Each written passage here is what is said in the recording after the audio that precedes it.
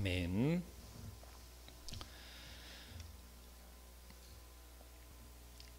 잠언에서 계속해서 우리에게 교훈하고 있는 것은 앞에 어제 함께 나누었던 23장 17절부터 18절에 이야기하는 악인의 형통을 부러워하지 말라고 하는 문제로 오늘 본문은 시작하고 있습니다. 너는 악인의 형통함을 부러워하지 말며 그와 함께 있으려고 하지도 말지어다라고 이야기합니다. 누구와 사귐을 가지는 것이 지혜와 직결되는 문제라는 것을 교훈하고 있는 것입니다. 잠언이 말하는 지혜는 단지 한 사람의 나 개인의 삶에 대한 것으로만 국한하지 않습니다. 제한시키지 않습니다. 지혜로 집이 세워진다고 하는 말은 가정을 어떻게 세워야 하고 가정이 어떻게 세워지는지 그 중요함에 대해서 강조하고 있는 것이고요. 또 집을 구하고 아름다운 보배로 채우는 것도 지식에 관한 문제라는 것을 오늘 본문은 이야기하고 있습니다. 집은 돈으로 세울 수 있어도 가정은 돈으로 세워지지 않는다라고 하는 말씀이지요. 또 지혜는 극단적인 모험을 믿음이라고 말하지 않습니다. 가정을 세우려는 사람은 먼저 가정을 부양할 수단을 마련해야 한다라고 함께 읽지는 않았으나 27절 말씀에서 이야기하고 있습니다. 또 본문이 말하고 있는 지혜는 우리가 개인의 삶이나 내 삶의 환경이나 그런 바운더리만 이야기하는 것이 아니라 공공의 영역으로 확장되어진다라고 교훈하는 것입니다. 6절 말씀 한번 봅니다. 너는 전략으로 싸우라. 승리는 지략이 많음에 있느니라. 전쟁에 이기는 힘도 지혜에 있다라고 이야기하면서 우리의 삶의 영역이 넓어지면 넓어질수록 그만큼 지혜가 필요하다라는 것을 교훈하고 있는 것입니다. 우리가 가정을 세우고 또 우리의 삶의 터전 가운데 그 환경이 점점점 많은 이들과 교제하고 어제 우리가 함께 나눈 것은 우리가 사회생활함이 교제함에 있어서의 필요한 것을 함께 나누지 않았습니까? 오늘 그 연장선상에서 계속해서 교훈하고 있는 것입니다. 지혜가 나 혼자만의 삶, 나 혼자만의 어떤 길, 바른 길 그러한 것을 위함이 아니라는 것이죠. 그래서 우리가 전쟁에서도 이기려면 지혜가 필요한데 또 우리가 우리의 삶, 우리 공동체 생활함에 있어서도 또 우리의 삶의 바운더리 안에서도 이 지혜가 반드시 필요하다라는 것입니다. 성문으로 대변되는 사회의 지도적 영역 가운데서도 이 지혜가 반드시 필요하다라는 것을 빗대어 오늘 교훈하고 있는 것입니다. 만약에 지혜가 없다면 재판할 때 사람의 죄를 보고 죄성을 보고 죄상을 보고 어떻게 판단할지 얼굴을 보고 봐주는 일도 생길 수 있고 혹은 사회에 어떤 나와 연결고리가 있는 그러한 이들을 재판할 때 봐주거나 아니면 조금 약하게 해줄 수도 있고 하는 것입니다. 근데 그러한 것에 대한 이야기가 23절부터 이야기합니다. 이것도 지혜로운 자들의 말씀이라 재판할 때 낯을 보아주는 것이 옳지 못하니라. 여기에서 낯을 보아준다라고 하는 것이 그 사람이 나와 안면이 있고 관계가 있는 것을 이야기하는 것이지요. 악에게 내가 옳다 하는 자는 백성에게 저주를 받을 것이요 국민에게 미움을 받으려니와 오직 그를 견책하는 자는 기쁨을 얻을 것이요. 네, 우리가 관계하는 재판하는 자리에 만약에 있다라고 하거나 혹은 재판하는 자리에서 우리가 어찌해야 하는지 이 지혜가 없다면 어떻게 되어지는 것인지에 대해서 이야기하고 있는 것입니다. 대인관계에 있어서의 관계는 또 지혜는 어떻게 작용하겠습니까? 25절 26절인데요. 적당한 말로 대답하면 입맞춤과 같다라고 이야기합니다. 여기에서 왜 입맞춤과 같다라고 이야기를 할까요? 적당한 말, 우정 이것이 기초라는 것이에요. 친구에게 바른 말을 해야 되는 게 너무나도 맞는 말이고요. 성경에서 이야기하는 정도를 걷는 것이고요. 이 바른 말이라고 하는 것은 적당한 말이라고 하는 것이 대충 하는 말을 이야기하는 것이 아니라 필요한 말, 그 시기 적절한 말을 이야기하는 것이고요. 참된 우정의 입맞춤, 참된 우정 이것은 진정으로 그 사람과의 교제하거나 또 마음을 전할 때 입맞춤하지 않습니까? 근데 가장 기본적인 것을 이야기하고 있는 것입니다. 대인관계에 있어서의 지혜는 바로 이러하다라는 것이에요. 지혜가 없다라면 사람과 인사할 때 어떻게 했습니까? 못 본 척할 수도 있겠고요. 혹은 내가 기분이 나쁘다고 해서 그 사람과 관계하지 않으려고, 얼굴도 보지 않으려고 그러한 모습을, 지혜롭지 못한 미련한 행동을 보일 수 있다라는 것이죠. 그렇기 때문에 우리는 대인관계함에 있어서도 지혜가 반드시 필요하다라는 것을 오늘 본문은 이야기합니다. 또 다음으로 환난 날에 낙담하는 것은 자연스러워 보이지만 본문은 10절 말씀이지요. 10절 말씀에서 내가 만일 환난 날에 낙담하면 내 힘이 미약함을 보임이니라 라고 이야기합니다. 누구의 힘이 미약해진다라는 것이죠.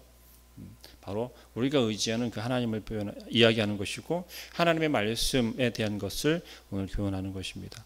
하나님께서 예레미야 선지자가 낙담하고 힘들어할 때 어떻게 했죠? 예레미야 12장 5절 말씀 보면 만일 내가 보행자와 함께 달려도 피곤하면 어찌 능히 말과 경주하겠느냐, 내가 평안한 땅에서는 무사려니와 요단강 물이 넘칠 때에 어찌하겠느냐라고 예레미야 12장에서는 이야기합니다. 우리가 이와 같이 우리의 삶 가운데 어렵거나 두려움 때문에 주저앉아 있거나 또 연약함으로, 내 힘의 연약함으로, 나의 부족함으로, 나의 연약함으로 주저앉아 있다라고 하면 그것은 우리가 의지하는 그 하나님의 일을 온전히 다 이어가지 못하게 된다라는 그러한 교훈이 되겠습니다. 그래서 예레미야 선지자에게 이야기한 것처럼 힘을 내라는 것이죠. 우리가 일어서라는 것이죠. 그런데 무엇으로 일어서야겠습니까? 분명히 내 힘으로 안 된다라고 말씀드렸잖아요. 그러면 누구를 의지하겠어요? 하나님을 의지하고 여호와 주님께 주시는 그 능력과 힘을 의지해야 할 줄로 믿습니다. 하나님께서 예레미야를 말과 경주하게 하시려고 훈련시키시는 것처럼 우리 또한 우리의 삶을 통하여서 하나님의 어떤 계획을, 어떤 일을 이루시기를 원하는지를 볼 수 있어야 한다는 것이에요. 나는 내 힘은 10밖에 할 수 있는 힘이 아닌데 하나님께서는 예를 들어서 100이라고 하는 그 힘을 우리가 쓸 수 있도록 요구하고 계시고 또 계획하고 계시다면 우리는 그 100이라고 하는 힘을 낼 수 있을 정도로 훈련되어져야 한다는 것이에요. 그런데 무엇보다 성경에서 중요하게 이야기하고 있는 것은 우리가 감당하지 못할 것들을 우리를 통해서 이루려 하시는 않으신다라는 거예요. 하나님께서는 우리에게 적절한 일들을 허락하시고 계획하시고 또 사용하고 이루신다라는 거예요. 무엇보다 중요한 것은 하나님께서는 우리를 반드시 그 하나님의 일에 사용하신다라는 것이고 또 반드시 이루신다라고 하는 사실입니다. 그렇기에 예레미야 선지자를 빗대어서 말씀하시는 것처럼 우리가 누구와 경주하기를 원한다고요? 말과 경주하기를 원하는데 뛰어가는 사람 보고 와, 나보다 훨씬 빠르구나, 내가 따라갈 수 없구나라고 포기하지 말라는 것이에요. 또 내가 그것을 따라가지 못할 정도로 연약해져 있으면 안 된다라는 것이에요. 그래서 성경에서 게으른 것이 죄라고 표현하고 있습니다. 바울 사도는 이렇게 이야기합니다. 우리가 선을 행하되 낙심하지 말지니 포기하지 아니하면 때가 이르면 거두리라고 갈라디아서 6장 9절에서 권면하고 있습니다. 성경은 낙심을, 믿음을 가지고 싸워야 할 대상으로 보고 있다라는 것이에요. 이것은 오늘 우리가 잠언을 통하여서 교훈하고 있는 것은 바로 지혜라는 것이지요. 낙심을 이기는 것은 뭐라고요? 믿음으로 이겨야 된다는 거죠. 그렇다면 잠언에서 이야기하는 것은 뭐예요? 연약함을 지혜로 이겨내야 한다는 것입니다. 또 계속해서 지혜로운 자는 악인을 어떻게 대해야 하는지에 대해서도 오늘 성경은 교훈하고 있습니다. 악인의 형통을 부러워하지 말아야 한다라고 시작했죠. 그리고 또 원수가 넘어질 때 기뻐하거나 즐거워하지 말아야 한다는 것입니다. 17절 말씀입니다. 내 원수가 넘어질 때 즐거워하지 말며 그가 엎드러질 때 마음이 기뻐하지 말라. 이것이 1절에서 이야기하는 너는 악인의 형통함을 부러워하지 말며 그와 함께 술하지 말지니라고 이야기하며 시작했던 것. 악인의 형통을 부러워하면 안 되지만 또 악인이 무너지는 것을 통하여서, 고통받는 것을 통하여서, 망하는 것을 통하여서 우리가 또 기뻐하지 말하는 거예요. 즐거워하지 말하는 것입니다. 우리 인간의 본성이 어떻습니까? 우리는 남이 잘 되는 꼴을 보지 못하고 또 나의 이렇게 대립되어지는 경쟁자가 무너지는 것을 즐거워하고 기뻐하지 않습니까? 그게 우리 마음의 본성이라는 거죠. 그러나 하나님께서 그것을 싫어하신다라고 이야기합니다. 18절 말씀 한번 볼까요? 여호와께서 이것을 보시고 기뻐하지 아니하사 그의 진노를 그에게 옮기실까 두려우니라. 우리가 그들이 넘어지고 무너지고 연약해져서 실패하는 것들을 즐겨하고 기뻐하는 모습을 통해서 그것이 곧 악인의 그러한 모습이 나에게로 돌이켜질 수 있다고 교훈하는 것입니다. 뭐예요? 박수치고 즐거워하지 말라는 거예요. 오히려 측은해하고 염려하고 그들을 향하여서 우리의 마음 가운데 안타까운 마음을 가져야 한다라는 것입니다. 악을 선으로 갚으라는 이야기지요. 또 행악자들로 인해서 분노하지 말라고 19절에서는 이야기합니다. 행악자들로 말미암아 분을 품지 말며 악인의 형통함을 부러워하지 말라. 오늘 잠언에서 교훈할 때 계속해서 악인의 형통함을 향하여서 우리가 부러운 마음을 갖지 말라는 거죠. 세상 사람들이 하나님을 모르고 살아가는데도 불구하고 형통하고 평안하고 부하게 살아가는 것, 우리가 바라볼 때 정말 부러워할 정도의 그러한 삶을 살아가는 모습들을 보면서 우리는 어떻습니까? 간혹 그렇게도 여기지 않습니까? 저들은 하나님을 모르는데도 왜 저렇게 잘 살까? 하나님을 모르는 저들이 왜 저렇게 형통할까? 떵떵거리며 살아갈까? 그것을 부러워하지 말라는 거예요. 하나님께서 정말 우리에게 축복하신 것은 정말 이 땅에 살아가는 그 모든 사람들이 하나님을 알지 못하지만 그래도 그들이 그렇게 잘 살아갈 수 있다는 거예요. 근데 그것은 잘 사는 것이 아니라고 성경에서는 교훈하고 있지 않습니까? 그들과 우리의 차이점은 뭐예요? 하나님을 아는 것과 모르는 것이라는 거예요. 우리 여러분들 오해하면 안 됩니다. 똑같이 신앙생활하고 있고 교회 공동체 안에서 열심히 예배드리고 있으나 그 가운데서도 하나님을 아는 사람과 하나님을 모르는 자들은 분명히 갈리워진다라는 거예요. 하나님께서는 분명하게 성경을 통하여서 말씀하고 계십니다. 행악자들을 통하여서 분노하지 말고 또 분해하지 말라고 오늘 교훈하고 있어요. 그들의 행악 자체를 미워해야 하지만 우리가 그들의 악과 그들 자신을 심판하는 심판자가 아니라는 거예요. 정죄하지 말라는 표현이겠죠. 결국 심판하시는 분은 오직 여호와 하나님께서, 오직 주님만이 심판자가 되어주시고 심판하실 거라는 거예요. 복수심은 인간의 자연스러운 감정이지만 하나님께서는 그 복수심을 정당화하지 말라는 거예요. 우리 왜 그렇죠? 그런 이야기 하죠. 정당방위였다라고 표현해요. 성경에서 교훈하는 건 굉장히 우리가 인간이 이 땅을 살아가면서 사회생활하고 살아가면서 정말 참아내기 혹은 이해하기 어려운 이야기들을 많이 하고 있습니다. 원수를 사랑하라는 것부터 오른뺨을 맞으면 왼뺨도 내어주라고 표현하는 것처럼, 가르치는 것처럼 정당방위라고 하는 것이 우리 성경적으로는 허락되지 않는 거예요. 물론 구약에서 그러한 이야기들이 있기는 하지만 신약 시대를 거쳐 지금 현재 21세기를 살아가고 있는 우리들에게 성경에서 이야기하고 있는 것은 정당하지 못하다라는 거예요. 우리의 마음 가운데 복수심도 생겨서는 아니 되고요. 그것도 미련한 것이라고 성경에서는 교훈하고 있고요. 또 그들의 악한 이들이 잘 되고 또 부하는 것들을 부러워하지도 말라는 거예요. 내가 왜 이렇게 힘들고 고단하게 살아야 하는지에 대한 불평 또한 하나님께서는 미련한 생각이다라고 교훈하고 있다는 것이죠. 성경에서 교훈하고 있는 게 무엇입니까? 철저하게 하나님 중심으로 우리는 생각하고 판단하고 또 지혜를 구해야 한다라는 것입니다. 마지막으로 교훈하고 있는 것은 무엇입니까? 게으름의 문제를 이야기합니다. 30절 이하인데요. 술에 잠긴 자에게 이 30절 말씀 한번 보겠습니다.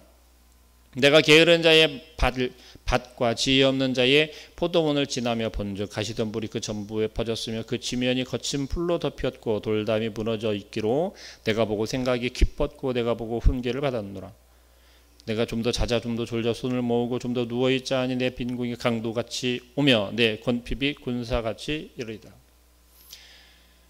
우리가 게으름에 대한 것을 생각할 때 흔히 그렇게 이야기하죠. 우리 어른들은 워낙에 이렇게 부지런한 삶을 사셨고 또 그것을 배웠고 그렇게 하지 않으면 안 되는 시대를 살아셨기 때문에 민감합니다. 그리고 또 몸에 배어있고 습관처럼 되어져 있습니다. 그러나 우리 신앙의 모습을 바라보면서는 또 어떻습니까? 나는 괜찮지만 나는 그래도 괜찮지만 너희들은 우리 자녀들은 다음 세대들에게는 혹 이렇게 여유롭고 너그러운 말과 또 가르침을 하지 않았습니까? 성경에서 이야기하고 있는 것은 그 자체가 잘못되었다라는 거예요.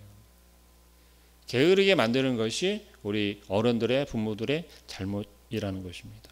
그렇기에 존 오웬이라고 하는 신학자는 이렇게 이야기했습니다. 신앙의 가장 큰 대적을 게으름이라고 말했어요.